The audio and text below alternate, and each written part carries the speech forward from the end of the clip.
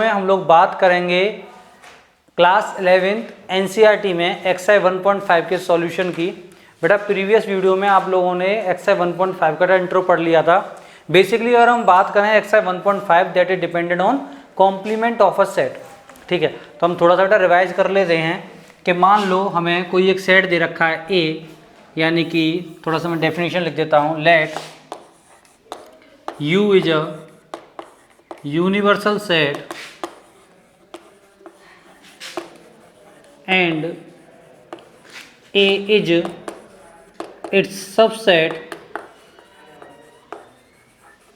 then formula लिख देता हूँ बेटा A dash is equal to क्या होता है U माइनस A। ठीक है, यानी कि आप सेट A और यूनिवर्सल सेट का जो डिफरेंस निकालोगे वो हो जाता है बेटा आपका क्या, कॉम्प्लीमेंट ऑफ अ सेट। तो बढ़ते हैं बेटा एक्सरसाइज 1.5 में सॉल्यूशन नंबर फर्स्ट की तरफ, क्वेश्चन नंबर फर्स्ट की तरफ। तो बेटा आपका जो क्वेश्चन नंबर फर्स्ट है दैट इज आपको बेटा दे रखा है कि U इज इक्वल टू एक बेटा सेट है यूनिवर्सल सेट 1 2 3 4 5 6 7 8 9। ए बेटा कोई सेट है दैट इज 1 2 3 4। बी बेटा कोई सेट है 2 4 6 8 और सी बेटा कोई सेट है 3 4 5 6। ठीक है, ये सब आपको बेटा दे रखा है। अब बेटा आप लोगों को जो फाइंड आउट करना है, सबसे पहले क्वेश्चन में आप लोगों से पूछा है कि कॉम्प्लीमेंट ऑफ ए बेटा फाइंड आउट करो। तुमने पढ़ा था complement of A equal to U minus A. तो देखो मैं डायरेक्ट लिखूंगा कैसे कि यू के वो एलिमेंट जो ए में ना हो। सिंपली हमने बेटा डिफरेंस ऑफ अ सेट पढ़ा था। तो देखिए ए में क्या क्या है 1 2 3 4, यानी 1 2 3 4 को छोड़ करके यू के सारे एलिमेंट तो बेटा क्या क्या है 5 6 7 8। ठीक है, सेकंड पार्ट पे आते हैं बेटा। उसने पूछा बेटा कॉम्प्लीमेंट ऑफ बी, तो यानी कि यू के वो एलिमेंट जो बी में ना हो। बी में क्या है 2 4 6 8, तो 2 4 6 8 को बेटा छोड़ दो 1 3 5 7 और 9। ठीक है, तो बेटा कॉम्प्लीमेंट ऑफ ए में बेटा यहाँ पे बेटा एक और चीज आ जाएगी 9। तो कॉम्प्लीमेंट ऑफ ए निकाल लिया, कॉम्प्लीमेंट ऑफ बी निकाल लिया, जो कि हमसे बेटा पूछा गया था। अब आते हैं बेटा अपने बेटा थर्ड पार्ट की तरफ। तो आप लोगों का बेटा थर्ड पार्ट है ए यूनियन सी का कॉम्प्लीमेंट। तो इसका बेटा सिंपल सा मतलब हो गया कि आपको U minus A union C निकालना है। तो सबसे पहले बेटा आप लोगों के पास बेटा क्या होना चाहिए, ए यूनियन सी होना चाहिए। तो ए यूनियन बेटा सी कैसे निकालेंगे कि ए के भी सारे एलिमेंट, सी के भी सारे एलिमेंट और एक एलिमेंट को एक बार लिखना है। तो देखो क्या हो गया, ए के लिख लो पहले तो 1 2 3 4। अब सी के एलिमेंट बेटा 3 4 तो हमने लिख दिए, क्या आ गया 5 और 6। तो बेटा हम निकालें अगर ए यूनियन सी का कॉम्प्लीमेंट, तो यू के वो सारे एलिमेंट जो ए यूनियन सी में ना हो। तो देखो बेटा क्या है 1 इसमें भी है, 1 इसमें भी है, 2 भी है, 3 भी है, 4 है, 5 है, 6 है, क्या रह गया 7 8 9। ठीक है बेटा, तो ये हो गया आपका क्वेश्चन नंबर फर्स्ट का first second and third part. उसका बेटा नेक्स्ट पार्ट की हम लोग बात करते हैं। फोर्थ पार्ट पे आते हैं। तो फोर्थ पार्ट बेटा आपका क्या है, देखिए जो आपका फोर्थ फिफ्थ और सिक्स्थ पार्ट है बेटा, आप लोग कोशिश करिए इसको आप लोग अपने आप करें। अगर आप लोगों को बेटा नहीं समझ में आ रहा तो आप लोग मुझसे पूछ सकते हैं, कमेंट सेक्शन में जाकर के आप लोग कमेंट करें। फिर बेटा ऐसे ही क्वेश्चन नंबर 2 की बात करें तो क्वेश्चन नंबर 1 और क्वेश्चन नंबर 2 आर सिमिलर। तो क्वेश्चन नंबर 1 और क्वेश्चन नंबर 2 आप लोग अब अपने आप उनको कंप्लीट करोगे। चलिए बेटा बढ़ते हैं अब हम लोग बेटा अपने क्वेश्चन नंबर 3 की तरफ। तो क्वेश्चन नंबर बेटा 3 क्या है हमारा, क्वेश्चन नंबर 3 कह रहा है taking the set of natural number as the universal set, यानी कि U इक्वल टू सेट जो है x such that x is a natural number. ठीक है, और आपसे बेटा इन सब के कॉम्प्लीमेंट पूछे गए। इसमें सबसे पहला है कि x such that x is an even natural number.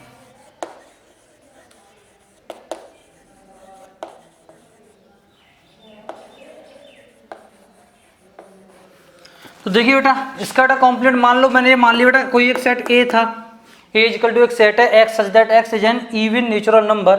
अब आप एक बात सोचो, नेचुरल नंबर में से आप इवन नेचुरल नंबर को बेटा अगर हटा दोगे भाई, अगर मैं कॉम्प्लीमेंट ऑफ ए निकालूं तो वो नंबर जो यू में हो लेकिन ए में ना हो, तो अगर इवन नंबर हट गया तो बेटा क्या बचा, ऑड नंबर। तो हम क्या लिख सकते हैं, x such that X is an odd natural number.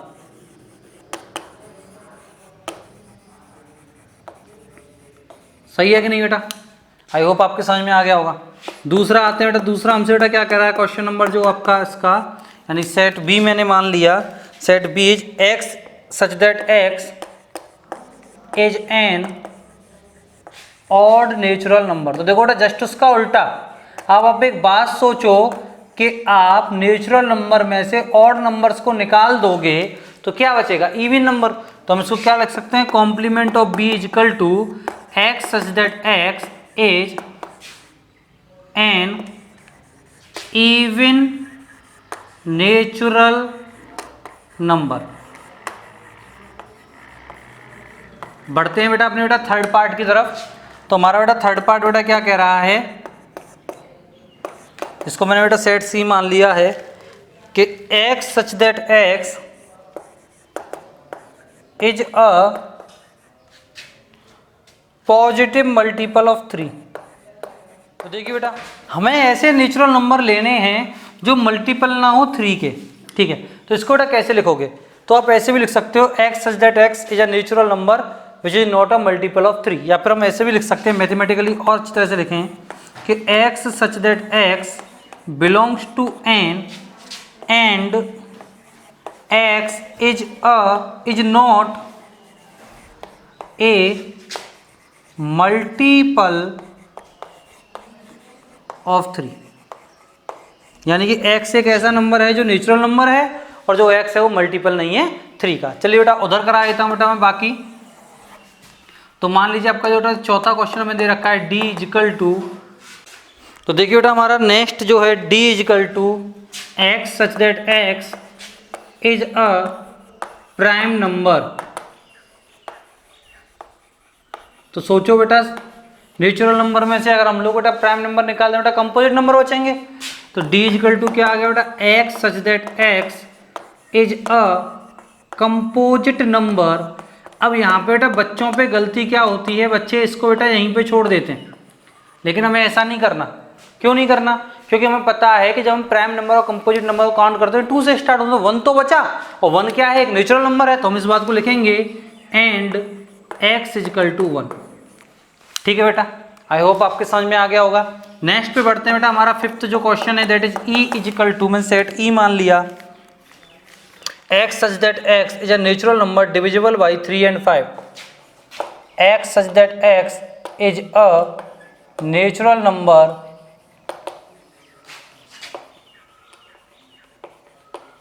Divisible by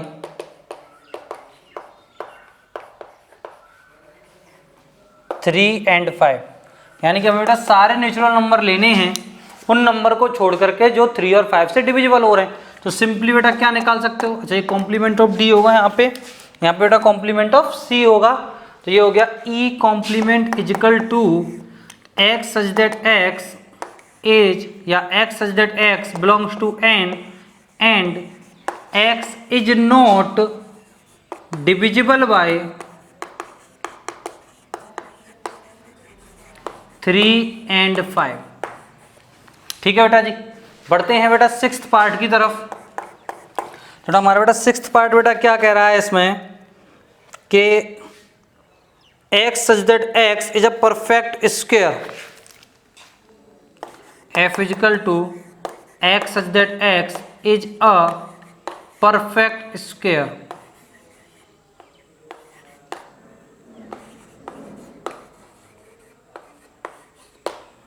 तो देखिए बेटा इसको मैं थोड़ा आपको मैथमेटिकली समझाता हूँ। आप ऐसे लिख सकते हो, एक तो आप ऐसे लिख सकते हो x such that x is not a perfect square. एक मैथमेटिकली लिखो तो कैसे लिख सकते हो, x such that x is not is equal to n square, यानी कि x n स्क्वायर के इक्वल टू नहीं है, जहाँ पे n किससे बिलोंग कर रहा है, n पे। ठीक है, यानी x एन स्क्वायर के बराबर नहीं है। एन स्क्वायर का मतलब जैसे x इजिकल टू 4 नहीं हो सकता, x इजिकल टू 9 नहीं हो सकता, x इजिकल टू 25 नहीं हो सकता। जितने भी नेचुरल नंबर हैं उनके स्क्वायर बराबर नहीं है। तो अगर ये इनके स्क्वायर के इक्वल नहीं होगा तो क्या होगा, ये एक परफेक्ट स्क्वायर नहीं होगा। सही है कि नहीं। चलिए, और दूसरे तरीके से आप ऐसे भी लिख सकते हो, A complement of f is equal to x such that x is not a perfect square. दोनों ही तरीके बेटा आपके सही हैं, आप दोनों में से किसी भी तरीके से कर सकते हैं। उससे पहले बेटा स्क्रीनशॉट ले लो और इसको नोट कर लो। चलिए बेटा थर्ड पार्ट पे आते हैं, सेवेंथ पार्ट पे आते हैं, क्वेश्चन नंबर थर्ड के, है ना। f इजिकल टू मैंने मान लिया था g is equal to x such that x is a perfect cube. तो बेटा थ्योरेटिकली आप लोग लिख लेना x such that x is not a perfect cube. क्या है वो, g complement of g is equal to, मैं इसको बेटा मैथमेटिकली लिखना चाहता हूँ कि x such that x is not is equal to n cube where n belongs to n। Simple तरीका है, छोटा लिख जाता है बेटा, इंक बचती है और पेज बचता है। चलिए 8th पे आ जाओ बेटा।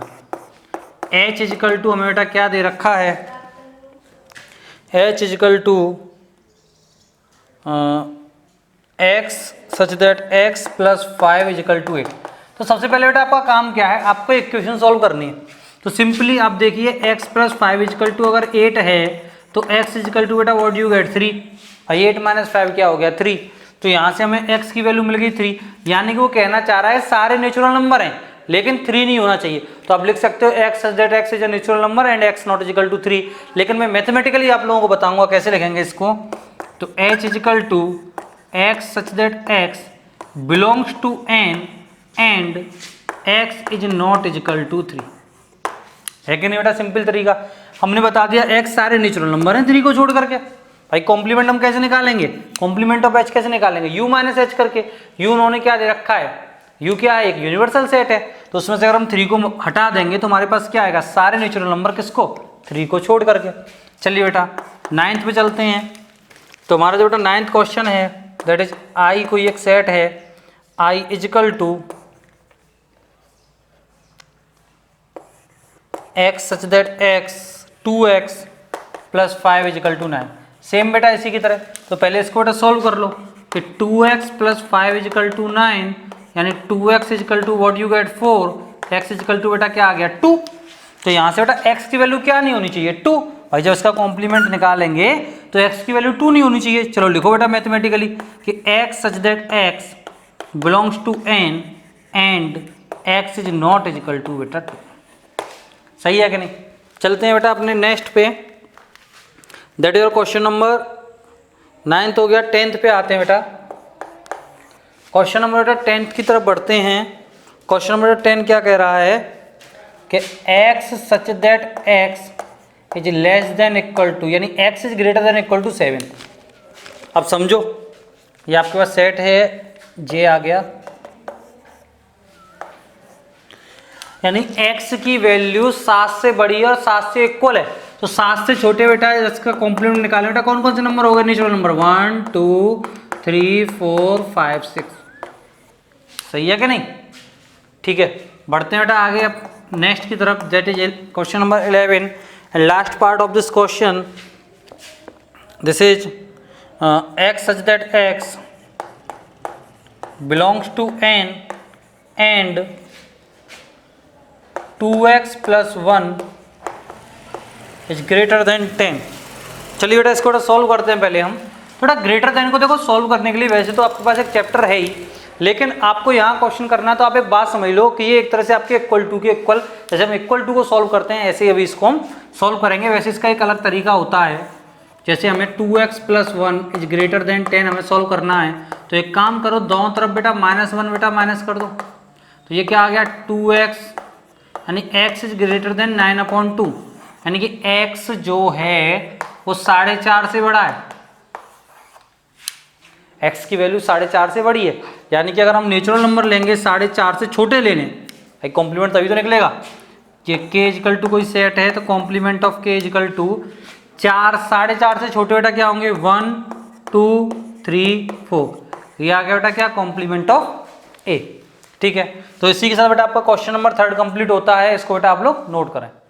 चलिए बेटा क्वेश्चन नंबर बेटा 4 की तरफ आते हैं। तो क्वेश्चन नंबर बेटा 4 क्या है हमारा कि u is equal to 1 2 3 4 5 6 7 8 9 a is equal to बेटा कोई एक सेट है दैट इज 2 4 6 8 और b इजिकल टू बेटा कोई एक सेट है दैट इज 2 3 5 एंड 7।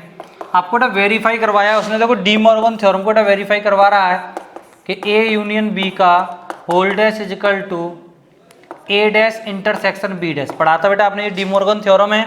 और सेकंड बेटा क्या करवा रहा है वो a इंटरसेक्शन b का whole dash is equal to a dash union b dash. तो देखिए बेटा एक पार्ट मैं कराऊंगा और आप लोग बेटा कोशिश करोगे सेकंड पार्ट को अपने आप करने, जिससे आप लोग खुद सीखो कुछ भी। तो हमारे पास दो चीज़ें हैं LHS और RHS, हमें LHS इजिकल टू RHS लेके आना है। तो टेकिंग LHS ले लो बेटा। व्हाट योर LHS कि ये आपको निकालना है A यूनियन B का होल डैश। तो सिंपली सबसे पहले बेटा A यूनियन B निकालो। तो सेट बेटा A यूनियन B देखो कैसे निकल के आएगा कि A के एलिमेंट B के एलिमेंट A के एलिमेंट एक बार, तो 2 4 6 8 तो बेटा A के हो गए और 3 5 7 B के हो गए, क्योंकि 2 तो हम बेटा लिख चुके हैं। और इसका बेटा हमें क्या निकालना है, कॉम्प्लीमेंट निकालना है। तो कैसे निकालेंगे बेटा इसका कॉम्प्लीमेंट, अब हमें U minus A union B का होल डैश निकालना है, यानी कि U के वो एलिमेंट जो A यूनियन B में ना हो। तो देखो 2 3 4 5 6 7 8 इनको छोड़कर बेटा क्या बचा इसमें 1 बचा और बेटा क्या बचा 9 बचा। ठीक है जी, अब आते हैं बेटा राइट हैंड साइड पे। तो व्हाट इज आवर बेटा राइट हैंड साइड, हमें राइट हैंड साइड में बेटा निकालना है A complement of B complement, यानी complement of A intersection complement of B। तो कॉम्प्लीमेंट ऑफ बेटा A निकालो। तो देखो 2 4 6 8 को छोड़ करके बेटा U के बेटा सारे एलिमेंट क्या आएंगे, देखो 1 3 5 7 9 इंटरसेक्शन ऑफ। अब B में देखो बेटा क्या आएगा 2 3 5 7 को छोड़ के, तो 1 और 2 3 4 5 को छोड़ो 6 7 को छोड़ो 8 और बेटा क्या आ गया 9।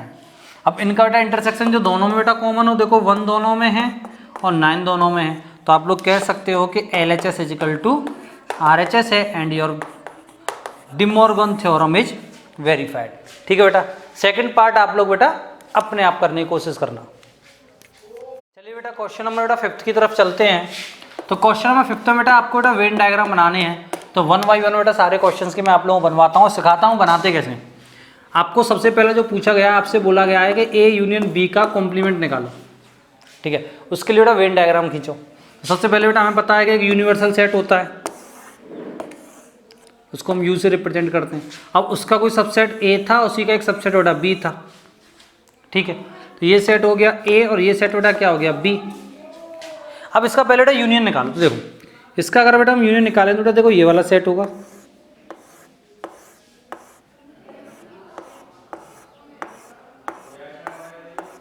सही है कि नहीं। अब इसका हमें यूनियन का हमें कॉम्प्लीमेंट निकालना है, यानी कि U के सारे वो एलिमेंट जो A यूनियन B में ना हो। तो A यूनियन B के सारे एलिमेंट तो बेटा ये आ गए। अब U के एलिमेंट देखो ये वाले बचे। ठीक है, तो देखो मैं थोड़ा सा इसको अलग टाइप से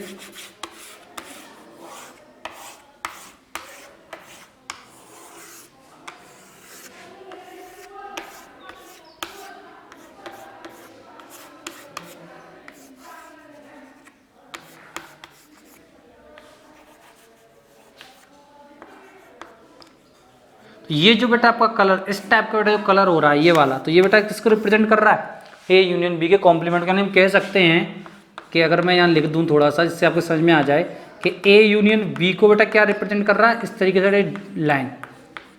ठीक है, और A यूनियन B के होल कॉम्प्लीमेंट बेटा क्या रिप्रेजेंट कर रहा है, इस तरीके की। ठीक है बेटा जी, नोट करिए बेटा। फिर बढ़ते हैं बेटा अपने सेकंड पार्ट की तरफ। देखिए बेटा क्वेश्चन नंबर 5 का फर्स्ट पार्ट हम लोगों ने कर लिया था। अगर हम क्वेश्चन नंबर 5 के बेटा सेकंड पार्ट की बात करें तो दैट इज आपको वेन डायग्राम खींचना है A complement intersection B complement, यानी कि complement of A intersection complement of B का अगर हम डायग्राम खींचें तो आपने बेटा डी मॉर्गन बेटा थ्योरम पढ़ी थी, तो आपको अगर याद हो डी मॉर्गन थ्योरम क्या कहती है कि A complement intersection of B complement is equal to A union B का होल कॉम्प्लीमेंट। और ए यूनियन बी का होल कॉम्प्लीमेंट का बेटा हमने वेन डायग्राम बना लिया था, तो आप लोग बेटा कोशिश करना उसको अपने आप बनाने की, लेकिन मैं आपको इस तरीके से भी आपको बनाना सिखाता हूं कि इसको हम कैसे बनाएंगे। तो देखो बेटा ये हो गया बेटा आपका यूनिवर्सल सेट। अब इसका बेटा सबसेट क्या है ए, और एक और बेटा इसका सबसेट क्या है बी। तो देखिए ए कॉम्प्लीमेंट हम कैसे निकालेंगे, यू के वो सारे एलिमेंट जो ए में ना हो, यानी कि ये वाला जो है तुम्हारा, ये तुम्हारा बेटा क्या आ गया, देखो ये तुम्हारा ए कॉम्प्लीमेंट हो गया। ए के ही तो नहीं ले रहे हमें, बी के तो हम लोग ले सकते हैं ना, सही है कि नहीं। अब बेटा बी कॉम्प्लीमेंट हम लोग कैसे निकालेंगे कि बी के वो सारे एलिमेंट जो कि यू में ना हो। तो देखो बी के एलिमेंट को छोड़ के बचा कुचा सारा लेंगे, तो इस हिस्से में अगर आप देखोगे तो कुछ इस तरीके से आएगा। बी के एलिमेंट बेटा मुझे छोड़ने हैं और ए के एलिमेंट बेटा हम लोग बेटा ले सकते हैं, ठीक है। और देखो ये ए और बी बेटा दोनों में आ रहा है, तो आप यहां पे देखोगे क्लियरली कि फिर इनका आपको क्या लेना है, इंटरसेक्शन। तो इंटरसेक्शन में आप देखो ये वाला पार्ट आएगा, सिर्फ ये सारा पार्ट, ये तो बेटा ए और बी में चला गया ना, तो सिर्फ ये वाला आपका जो पार्ट आएगा, ये वाला, इसको बेटा हम क्या बोलेंगे, इसको हम क्या बोलेंगे, complement of A intersection complement of B. अब मैं इसका बनाता हूं, देखो इससे तुम्हारा क्लियर समझ में नहीं आया, कुछ उजड़ा उजड़ा सा बन रहा है, तो हम क्या करेंगे, हम फॉर्मूला लगाएंगे और इसके अकॉर्डिंग हम करेंगे। तो देखिए ए यूनियन बी का होल कॉम्प्लीमेंट हम लोग कैसे निकाल सकते हैं कि सिंपली आप पहले फॉर्मूले को लिखो, intersection of complement of A intersection complement of B equal to किसके होता है, डी मॉर्गन थ्योरम से ए यूनियन बी का होल कॉम्प्लीमेंट। तो सबसे पहले बेटा हम क्या करेंगे, हम ए यूनियन बी निकालेंगे। तो ए यूनियन बी में बेटा देखो ये आपके सारे एलिमेंट आ गए भाई, यूनिवर्सल सेट हो गया, उसके सबसेट हो गए ए और बी। अब इनको छोड़ के जितने भी आपके बेटा एलिमेंट बचेंगे वो क्या हो जाएगा, ए यूनियन बी का होल कॉम्प्लीमेंट। तो उसके लिए बेटा मैंने लास्ट वीडियो में आपको बताया था, तो देखिए बेटा इसको छोड़ के यू के सारे एलिमेंट, तो बेटा यही एलिमेंट तो बचे, ये जो एलिमेंट हैं ये रिप्रेजेंट कर रहे हैं किसको, ए यूनियन बी के whole complement, A union B का होल कॉम्प्लीमेंट, और जो कि इक्वल होता है A complement intersection B complement के।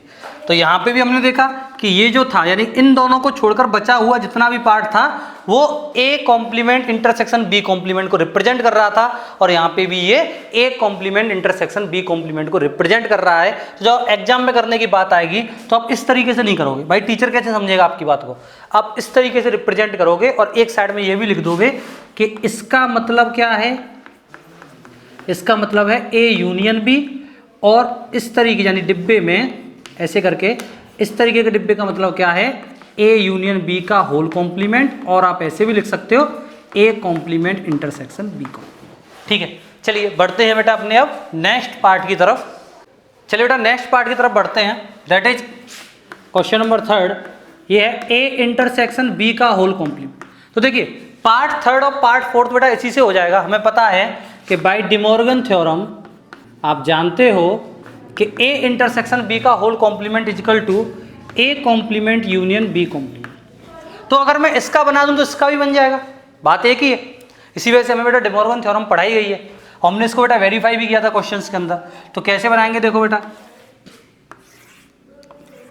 समझो ये कोई एक यूनिवर्सल सेट था यू, इसका सबसेट हो गया बेटा ए और इसका सबसेट हो गया बेटा बी। अब ए इंटरसेक्शन बी बेटा यही पार्ट तो होगा। अब इसका कॉम्प्लीमेंट कैसे निकालेंगे भाई, अगर इसका कॉम्प्लीमेंट निकालना हो, मान लो ए इंटरसेक्शन बी का होल कॉम्प्लीमेंट इक्वल टू क्या होगा, U minus A intersection B, यानी यू के सारे वो एलिमेंट जो ए इंटरसेक्शन बी में ना हो। तो बेटा बचा हुआ जितना भी है आपका ये जो हिस्सा है ये किसको रिप्रेजेंट करेगा, आपका कॉम्प्लीमेंट को।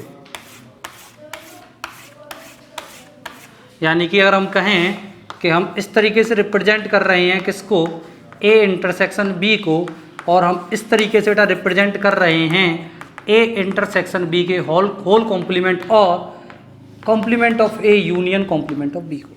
ठीक है, नोट कर लिए क्योंकि आपके क्वेश्चन नंबर 3 और 4 इसी तरह से हो गए। बढ़ते हैं बेटा अपने क्वेश्चन नंबर 6 की तरफ। तो बेटा जी आपका जो क्वेश्चन नंबर 6 है एनसीईआरटी में, तो क्वेश्चन नंबर 6 का बेटा स्टेटमेंट पढ़ते हैं, that is let U be the set of all triangles in a plane. यानी कि यूनिवर्सल सेट क्या है, all triangles in a plane. तो सिंपली यानी कि जितने भी ट्राइंगल, प्लेन का मतलब क्या है इस बात को समझो, जितने भी टाइप के ट्राइंगल होते हैं, राइट एंगल ट्राइंगल, ठीक है, इक्विलेटरल ट्राइंगल, आइसोस्केल, स्केलन, जितने भी ट्राइंगल हैं वो सारे ट्राइंगल, उसका सेट क्या है, यूनिवर्सल सेट यू है। और ए उसने बेटा सेट दे रखा है all triangles with at least one angle different from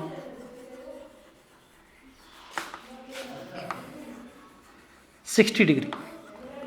देखो हमें उसने कॉम्प्लीमेंट ऑफ ए पूछा, वैसे तो एक लाइन का क्वेश्चन है लेकिन इसमें थोड़ा सा समझना पड़ेगा हमें सारी चीज़ों को। हमें यूनिवर्सल सेट दे रखा है सारे ट्राइंगल्स का, और हमें एक ऐसा सेट दे रखा है इसमें कम से कम एक जो एंगल है वो 60 डिग्री से डिफरेंट है। यानी कि हमें एक ऐसा ट्राइंगल का सेट लेना है कॉम्प्लीमेंट के लिए जिसमें एक भी एंगल 60 डिग्री से क्या ना हो, डिफरेंट ना हो। वही तो हुआ, सारे ट्राइंगल में से हमें वो ट्राइंगल माइनस करने हैं जिनमें कम से कम एक एंगल 60 डिग्री का हो। तो बचेगा क्या, ऐसा ट्राइंगल जिसके सारे एंगल कितने के हों, 60 डिग्री के। तो हम कह सकते हैं कि complement of A is set of all equilateral triangle. भैया इक्विलेटरल ट्राइंगल कैसे आया, क्योंकि एक इक्विलेटरल ट्राइंगल ही ऐसा ट्राइंगल है जिसमें कोई भी एंगल 60 डिग्री से डिफरेंट नहीं होता। यानी सारे एंगल कितने डिग्री के होते हैं, 60 डिग्री के होते हैं। ठीक है, होप आपकी समझ में आ गया होगा। तो बढ़ते हैं अब बेटा हम लोग क्वेश्चन नंबर 7 की तरफ। बोल जी समझ में आई बात करते हैं बेटा क्वेश्चन नंबर 7 की। फिल इन द ब्लैंक्स था, इस वजह से बेटा इसको मैं यहीं करा देता हूं आप लोगों को कि ये है कि A union complement of A equal to क्या होगा। तो देखो कॉम्प्लीमेंट ऑफ ए क्या होगा, ए के वो सारे एलिमेंट, यू के वो सारे एलिमेंट जो ए में ना हो। मैं एक एग्जांपल लेता हूं कि मान लो यू कोई एक यूनिवर्सल सेट था, इसके एलिमेंट थे 1 2 3 4। अब एक सिंपल सी बात है, ए जो सेट होगा वो यू का सबसेट होगा, इसके एलिमेंट मैंने मान लिया बेटा 1 कॉमन। ठीक है, अब उसने बोला ए यूनियन ए कॉम्प्लीमेंट, तो कॉम्प्लीमेंट ऑफ ए बेटा क्या होगा, खुद सोचो, 3 और 4। अब इसका और इसका जब हम यूनियन निकालेंगे यानी ए यूनियन ए कॉम्प्लीमेंट, तो बेटा क्या आएगा 1 2 3 4। कौन सा सेट आ गया, यूनिवर्सल सेट आ गया। बेटा फिल इन द ब्लैंक्स में बेटा क्या आ गया, यूनिवर्सल सेट आ गया। ठीक है, सेकंड को बेटा देखते हैं हम लोग। सेकंड क्या बेटा हमारा, complement of phi union A. तो बेटा एम्प्टी सेट हमें पता है इसमें कोई भी एलिमेंट ना हो।